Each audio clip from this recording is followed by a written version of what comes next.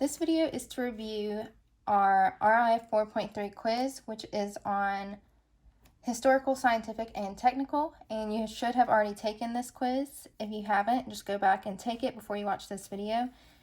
And in this video, I'm going to go over each question and give you the right answer and talk about why it's the right answer.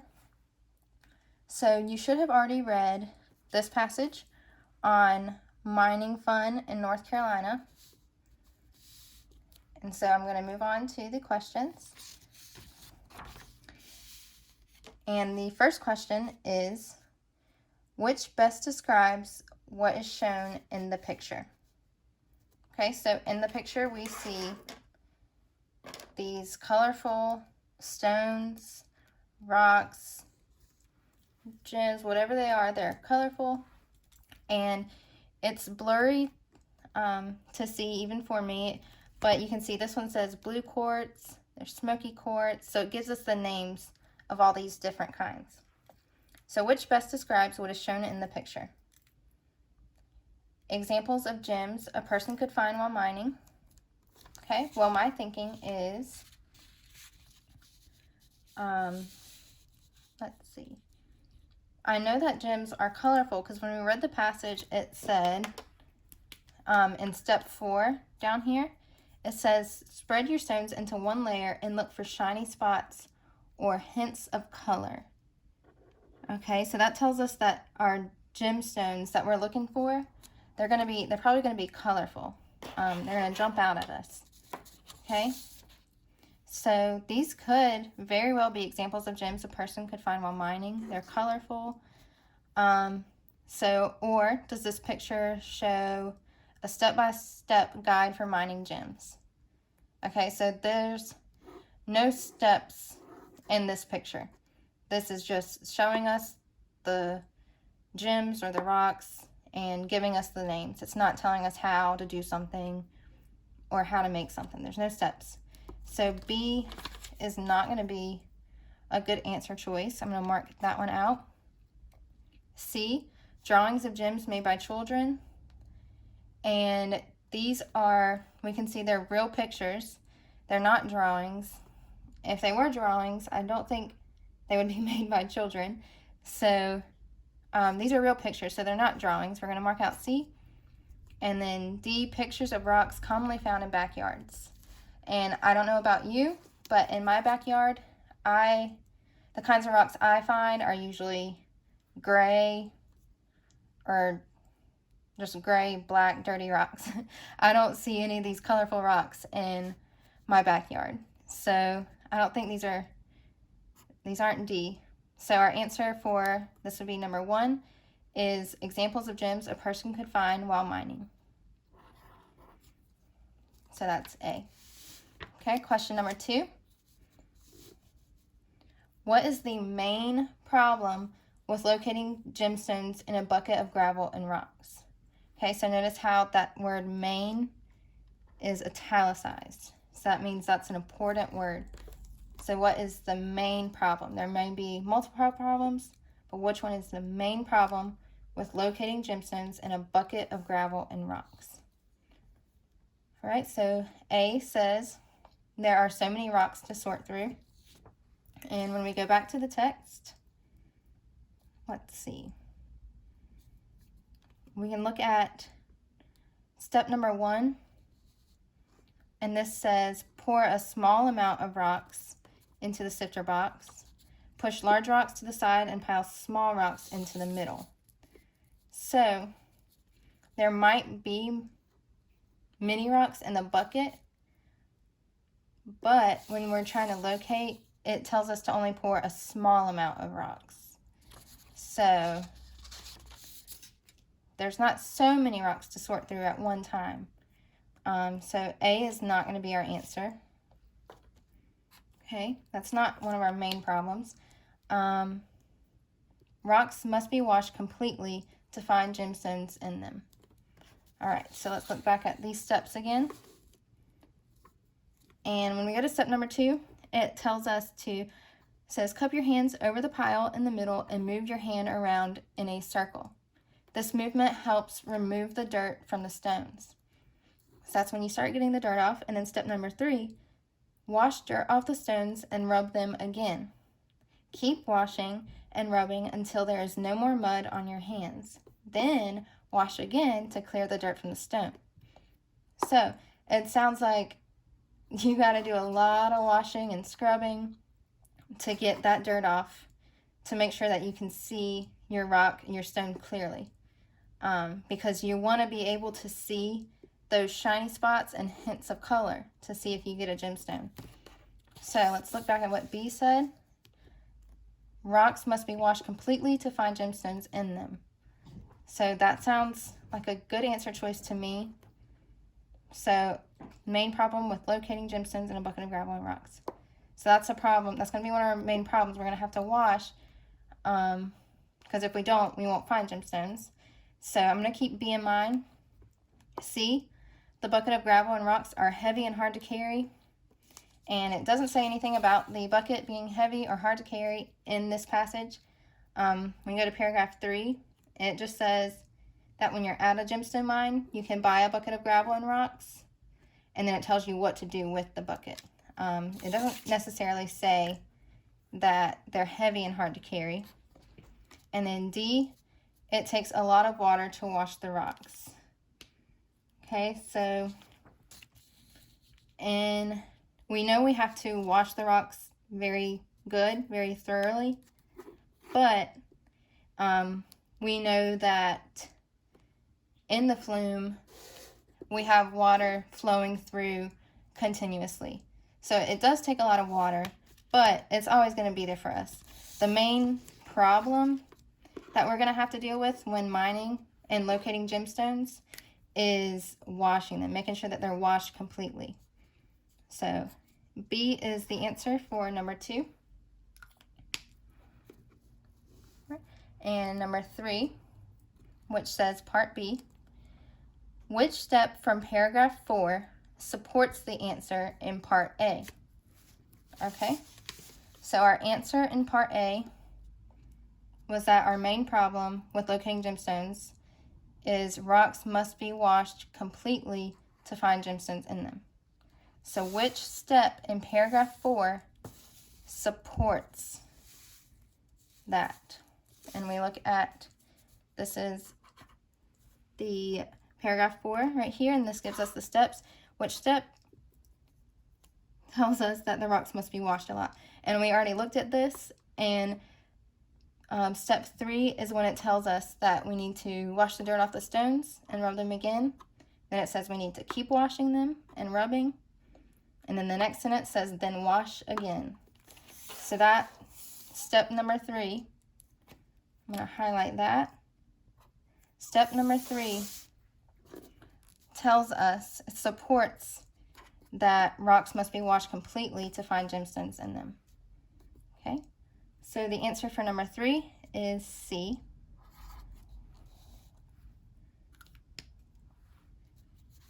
And we'll go to the next question, which is number 4.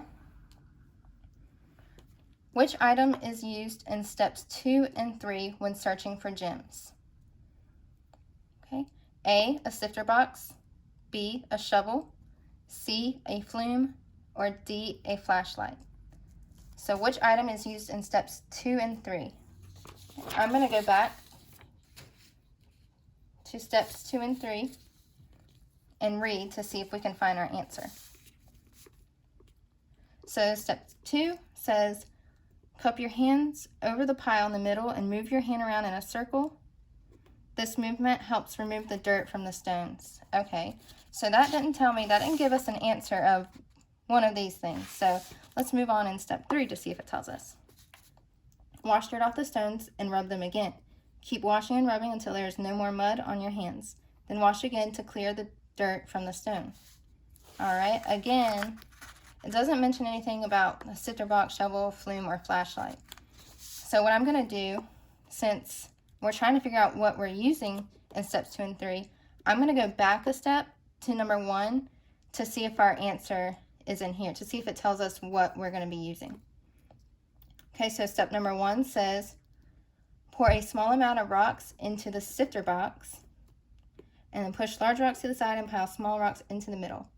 So there it is right there. It tells us in the beginning of the steps that we're going to be using a sifter box.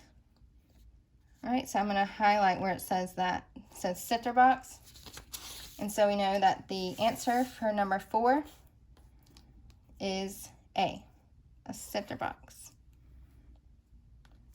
And then number 5, what type of technical text is this?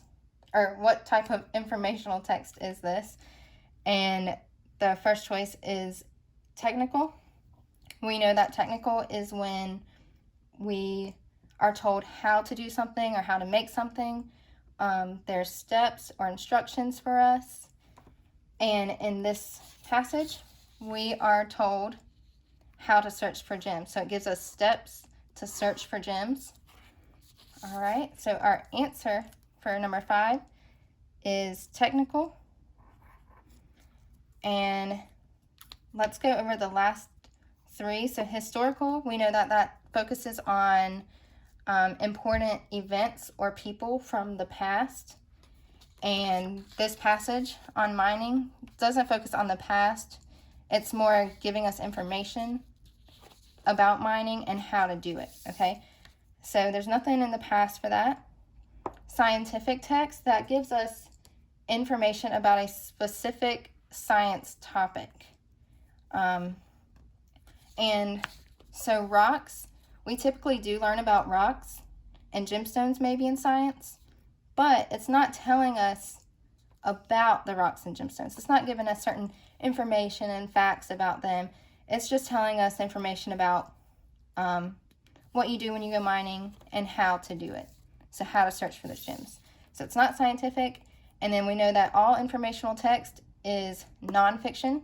It's real. It's factual. So it's not fiction. All right. And so the next passage that you read was on bottlenose dolphins.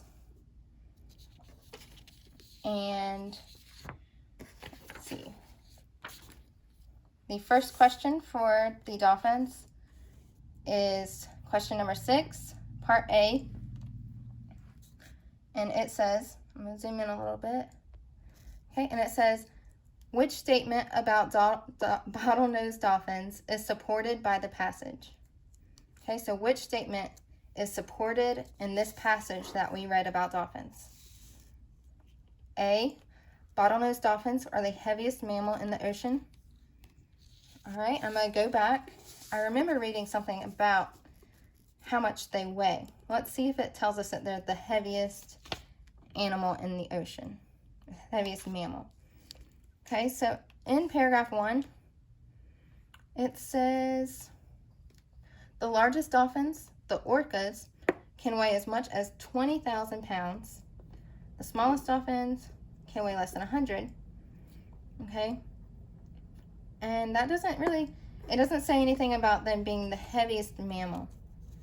Okay, we know that they're related to whales, and we know whales are much bigger than dolphins.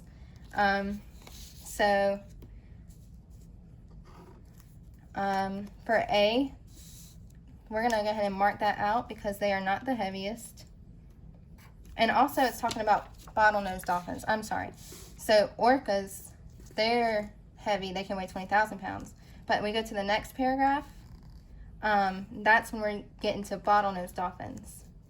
And the bottlenose dolphins can weigh between 300 and 1,400 pounds, which is a lot less than the 20,000 pounds that orcas can weigh. So they're definitely, bottlenose dolphins are definitely not the heaviest mammal in the ocean. So mark A out.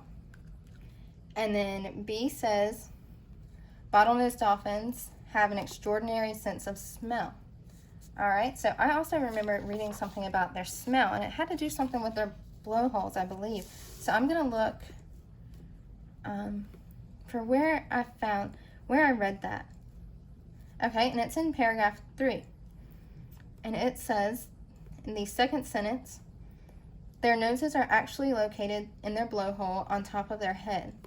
Bottlenose dolphins have a poor sense of smell. All right, so it just comes out and tells us that they cannot smell very well.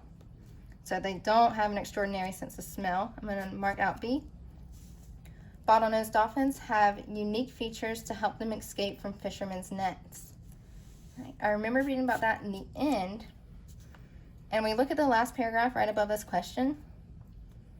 Let's see. The second sentence says, dolphins have been hunted for food, and sometimes they get caught in nets of tuna fishermen.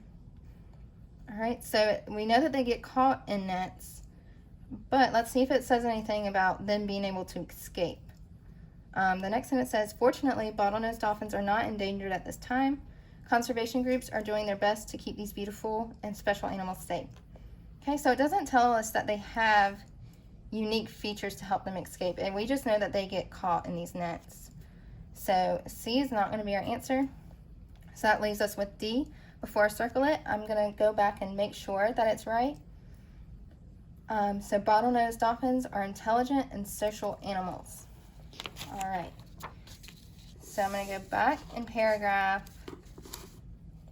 5, that very first sentence, and that says, dolphins are believed to be very intelligent animals, okay, considered by many researchers to be the second smartest animal after humans. All right, so we've got the first part of our question, they're intelligent, and now we need to see if they're social, if that's supported in the passage. And we go to the next paragraph, which is 6, and that starts with, bottlenose dolphins are very social animals. So it just comes right out and tells us that they are intelligent and they're social. So D is the answer for number 6, part A. And we go to number 7, part B. Which detail from the passage supports the answer in part A? Okay, so our answer in part A was that bottlenose dolphins are intelligent and social animals. So we need to read these details and decide which one supports, which one tells us that they are intelligent and social animals. So A, bottlenose dolphins can be between 6 and 13 feet long and weigh between 300 and 1,400 pounds. All right, so their length and their weight, that doesn't have anything to do with how intelligent or smart they are or how they communicate with others. So that's just a fun fact about them. So that doesn't really support that they're intelligent and social. I'm going to mark out A. B, the different colors make these dolphins hard to see from above or below because they easily blend into the background. All right, and their color is not something they choose. That's just the way that they look. It doesn't tell us, again, that doesn't tell us that they're intelligent or social. It just tells us how they look. So I'm going to mark out B. C, bottlenose dolphins also have 2 flippers on the bottom of their bodies and use them to steer. Okay, so they use their flippers to steer. That doesn't tell us that they communicate or that they're social. That might be smart that they can use it to steer, but not really. That's just how they swim. So I'll mark out C. That leaves us with D as our answer. And let's read it just to make sure. They have large, complex brains, as well as the ability to communicate and feel emotions. All right, so that comes out and tells us they have large, complex brains. That tells us they're intelligent and they're able to communicate, so they're very social. Oh, and then number 8, what type of informational text is this? We've got technical, historical, scientific, and fiction. And so we already know that informational text is always nonfiction. I'm going to go ahead and mark out fiction.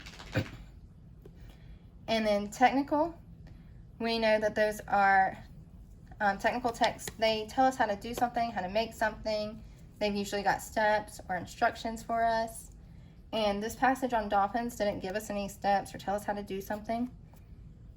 B, historical, is when it focuses on important people or events from the past, and this article didn't. This article gave us information about bottlenose dolphins and facts about their lives and about them, and that focuses on a certain area of science. So animals are science, and it focuses on specifically bottlenose dolphins, not anything from the past. So our answer for number 8 is C, scientific. Okay. The next passage that you read was on Wilma Rudolph, and she was a track star. She went in the Olympics. And then you had these questions. First one is question 9. It says, which statement about Wilma Rudolph is supported by the selection? Okay, so I'm going to read each one, go through it just like we did with the last ones. A, Wilma Rudolph wore a brace on her leg for her whole childhood. All right, well, when we look back at the article, we know that that's not correct, because in paragraph 2, in this sentence right here, it says, she wore a brace on her left leg between the ages of 6 and 9. She went to the doctor often to receive treatments to straighten her leg. So she only wore the brace between the ages 6 and 9. She didn't wear it her whole childhood. So A is not our answer. B, Wilma Rudolph was the youngest athlete in the 1956 Olympics. So I'm going to go back in our passage. I'm going to look for that date, 1956, because the numbers are easier to see. They jump out at you. So I'm going to look for 1956 and see if it says that she was the youngest athlete.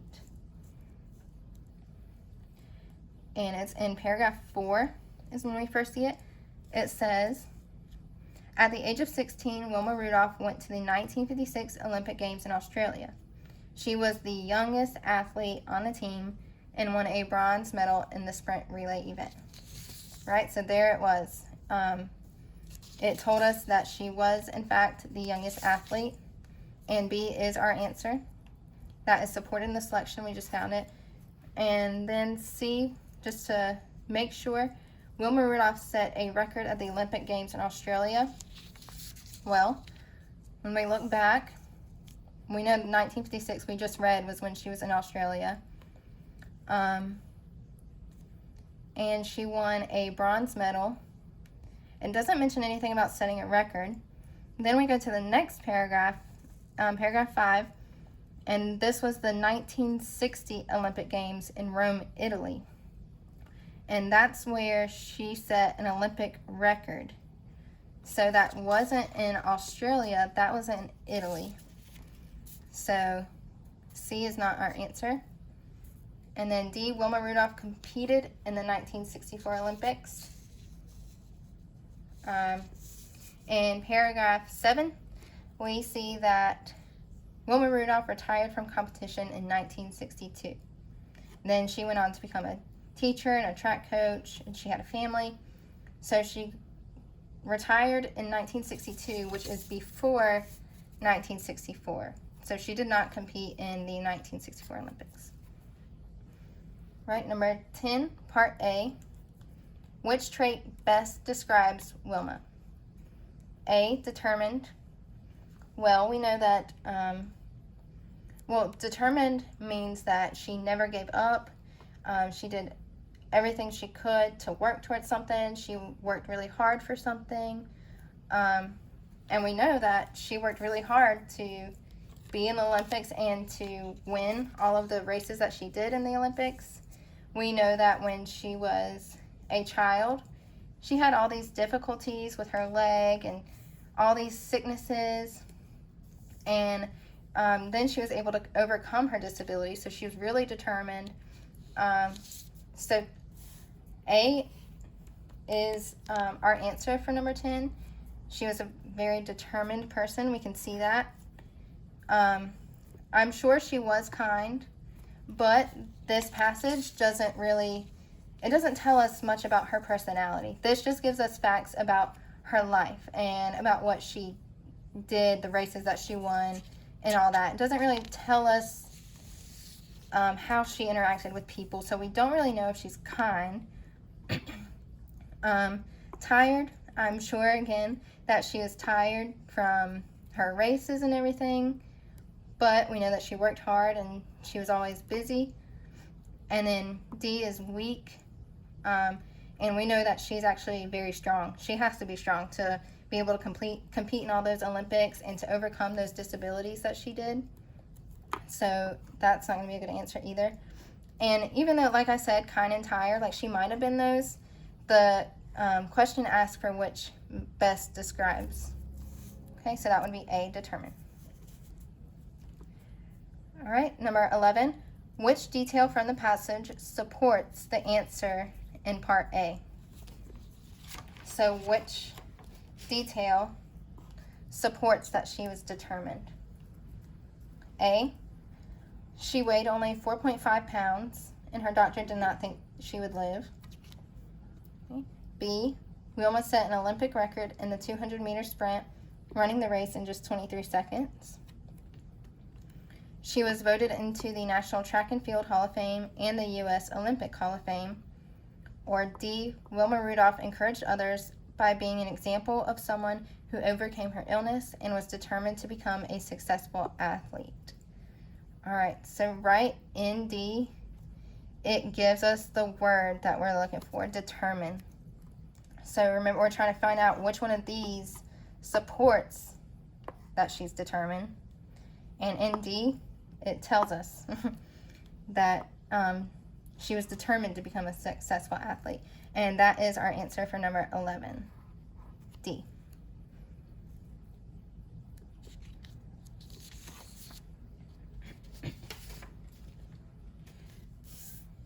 Okay, number 12. Which detail from the selection best supports, remember best, there might be a few, but which one best supports the author's opinion that Wilma Rudolph was inspirational? So A, inspirational, let's go over that word real quick. Inspirational means that she motivated a lot of people to be better or do better. People looked up to her. She was an inspiration to people. So which detail best supports that she was inspirational? She weighed only 4.5 pounds and her doctor did not think she would live. Wilma set an Olympic record in the 200-meter sprint, running the race in just 23 seconds. She was voted into the National Track and Field Hall of Fame and the U.S. Olympic Hall of Fame. And D, Wilma Rudolph encouraged others by overcoming her illness and working hard to become a successful athlete.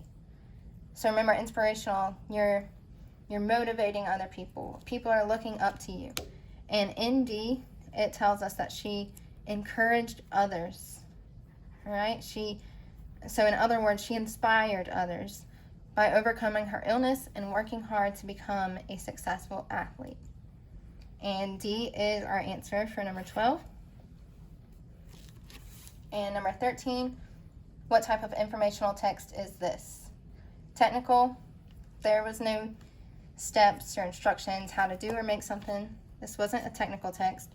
Historical, this did focus on an important person from the past. And we know it's in the past. She was born in the 40s. And it tells us what she did throughout her life in the 50s and 60s. So all of this took place in the past, and it was on an important person, which would be historical. Answer for number 13 is B, historical. It wasn't scientific, and informational text is always nonfiction. Okay? And that is it for this review of the quiz. If you have any questions, please contact Miss Pugh, and we'll get back to you.